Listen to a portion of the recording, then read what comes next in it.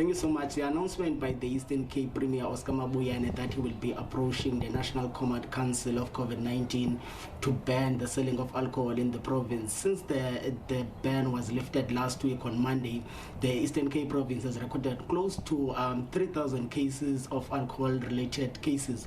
Some of those cases include murder, capable homicide, drunken driving. But the most people that have been will be probably affected by this season if the Command Council agrees to ban the selling of alcohol in the province will be mainly the liquor traders.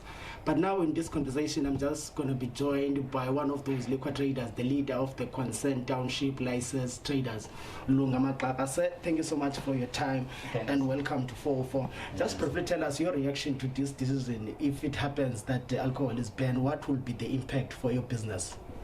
No, I was very impressed by the response of the Minister of Health when he was questioned, the same kind of a question.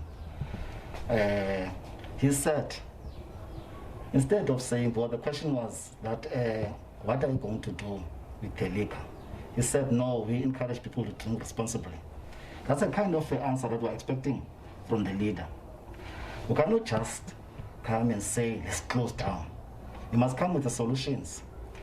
We expect the kind of a leader that's going to be able to, when he thinks broadly, because these businesses, some of the people that who are dealing with them, who are also contributing to their families. I've got two boys who are working here. They are coming from this pharmacist guy. When the unban of the liquor was announced, I decided to phone them and ask them to calm down. So you can imagine those boys, they only rely from the money that they're getting from this kind of a business. So there are a number of dynamics, that we must consider when you raise the kind of a statement, And we encourage our people to really drink responsibly. And even ourselves as township taverns, we make the point that we are complying by buying these thermometer machines, by having sanitizers. The only thing that government will advise them to do is to ask those big places like Big Daddy, Ultra Preston, for them not to sell liquor to the public, to only sell liquor to people who've got license. Because we've got the challenge of people who don't have licenses and sell liquor randomly without considering the COVID-19 regulations. So that's another challenge. That's why you see a number of children randomly drinking, doing things that are unbecoming. So I would suggest them to talk with those big businesses, not to sell liquor to the public. Because we've got that challenge now of getting people who are going to go and open without licenses and sell their liquor across board, regardless of the age, So we've got those things, and also by closing down our businesses, there is homemade beers and other stuff, liquor. People are dying out of those homemade liquors, So those are the things that a person must consider. People are not going to stop drinking.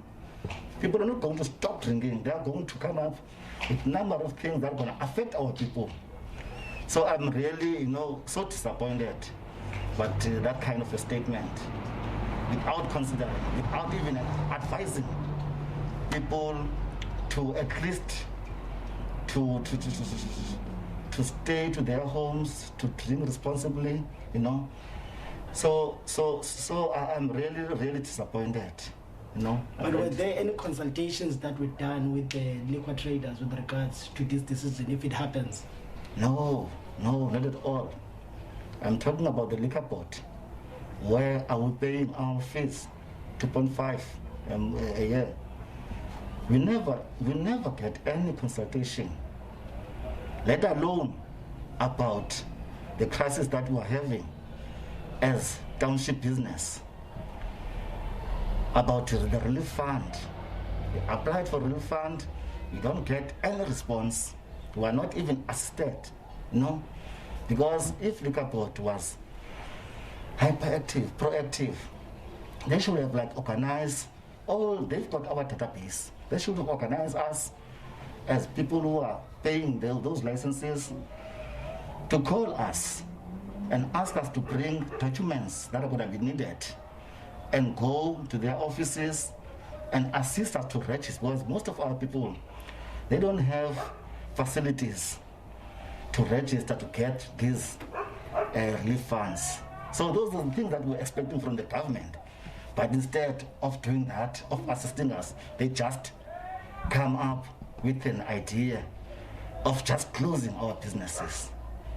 We've seen some disturbing images, especially over the weekend, of underage drinking, a lot of accidents since the ban of alcohol was lifted. Is it a legitimate call by government to say, look, the alcohol has been opened, but people are not adhering to the regulations that are put in place of COVID-19? That's why I was saying we've got the challenge of people who are trading, unlicensed people that are trading. Those are the consequences. That's why I come up with a solution of our government to ask those big places, not to sell to the public. Because those people that are selling liquor, they come with let's say 10 people to buy, for them to sell in our areas. So we are really also disturbed about what had happened since the opening of our industry. Because in our case, we've got even our WhatsApp page. If you go to our WhatsApp page, we're always encouraging our members not to sell to the young children, not to sell after hours, not to sell on a weekend. But we'll see on a weekend in our townships, so busy, people drinking, and you'll get amazed when you drive around and shocked, because most of us, the kind of children that you see on those social networks are same age group of our children.